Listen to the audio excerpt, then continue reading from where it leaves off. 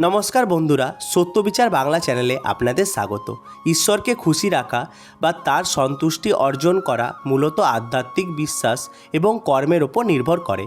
আপনি যদি সৃষ্টিকর্তার সান্নিধ্য পেতে চান তবে নিচের পথগুলি অনুসরণ করুন। ভক্তি ও প্রার্থনা। যে কোনো ধর্মের মূল ভিত্তি হলো প্রার্থনা।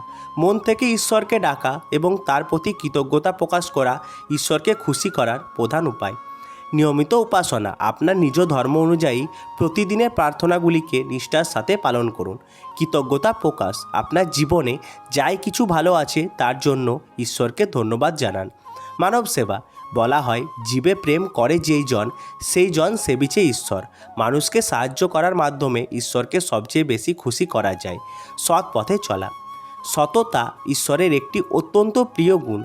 জীবনে কখনোই মিথ্যা কথা বলবেন না, কারোর সাথে প্রতারণা করবেন না এবং নিজের উপার্জনকে সৎ রাখার চেষ্টা করুন। ক্ষমাশীল হওয়া। মানুষ ভুল করতেই পারে, কিন্তু সেই ভুলকে ক্ষমা করে দেওয়ার মধ্যে মহত্বের লক্ষণ রয়েছে।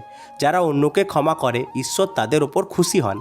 নিজের রাগ নিয়ন্ত্রণ করা এবং মানুষের প্রতি ঘৃণা পোষণ না করা আধ্যাত্মিক উন্নতির লক্ষণ। সৃষ্টির যত্ন নেওয়া। শুধু মানুষ নয়, পশু পাখি ও প্রকৃতির যত্ন নেওয়া পুণ্যের কাজ। একটি তৃষ্ণার্ত প্রাণীকে জল খাওয়ানো বা একটি গাছ লাগানো ঈশ্বরের সৃষ্টির প্রতি সম্মান প্রদর্শন করা হয়। ঈশ্বর আপনার বাইরের জাঁকজমকের চেয়ে আপনার মনের ভক্তি বেশি দেখেন।